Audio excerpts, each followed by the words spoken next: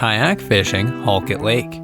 Setting off September 3rd, and the weather is perfect for kayaking. So this lake is home to pike, walleye, and lake trout, but today I'm fishing for pike. Now how do I do that?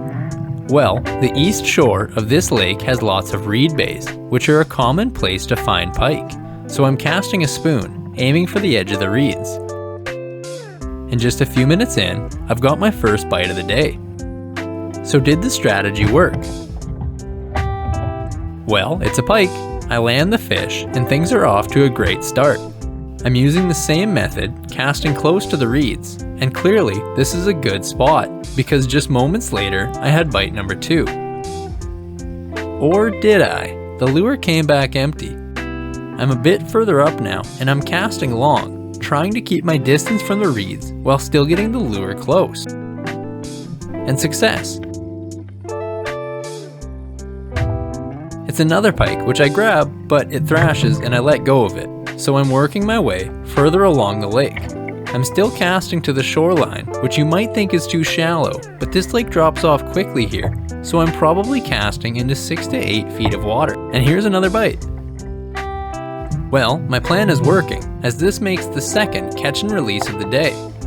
So, if casting a small distance from shore gets me a small fish, will casting a larger distance from shore get me a larger fish?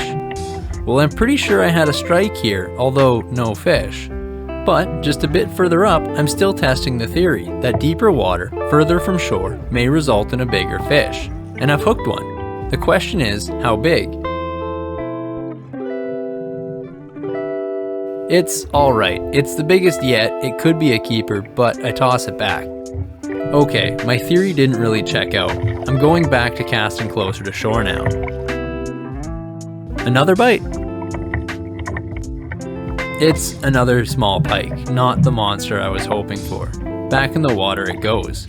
So I was determined to work this spot until the fish stopped biting, which is exactly what happened. I'd love to fish further along the lake, but it's getting windy, so I head back to camp. Setting off later in the evening. The wind has died down, so it's back to ideal conditions. Changing plans, I head west to fish the southern shore. I was casting a spoon, but not getting any action, so I switched to a crankbait, which makes the odds of catching a walleye more likely. I toss it backwards and start trolling the southern shore. I'm getting close to Mackenzie Creek, the outflow for this lake, which should make for a good spot. And this looks like a bite. There's something exciting about getting a bite while trolling, because it could be anything. Or it could be nothing, although this time I think that was a fish. I decide to continue further along the lake. Keeping my distance from shore, I'm casting the crankbait toward a reed bay. And I've got one. It's an alright size pike, not worth keeping, but I'm happy to have caught something here. A bit more casting in the same spot, but no more luck. It's getting late, so I begin trolling my way back to camp. Setting off the next morning, the goal for the morning was to cross the lake, to fish the northern shore. This meant paddling roughly 3 miles each way, which is a lot for a kayak. Unfortunately, I had some issues with my cameras, so although I did fish the other side of the lake, I didn't get any fish on camera. Later that day, setting off one last time. The goal was to fish the eastern shore with a similar strategy as the first day.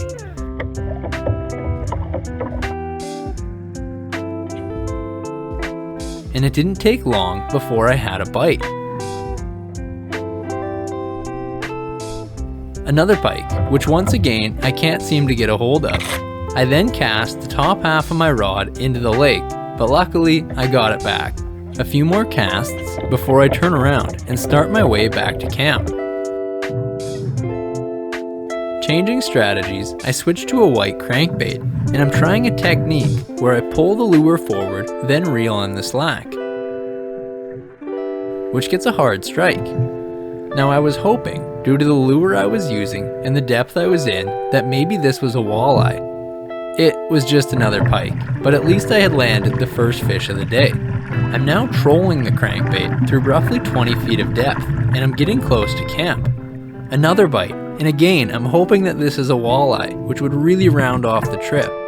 Another pike, and as I'm trying to unhook it, it thrashes and I drop it. I then knock the camera off my boat and into the water, which concluded the fishing. So let's review.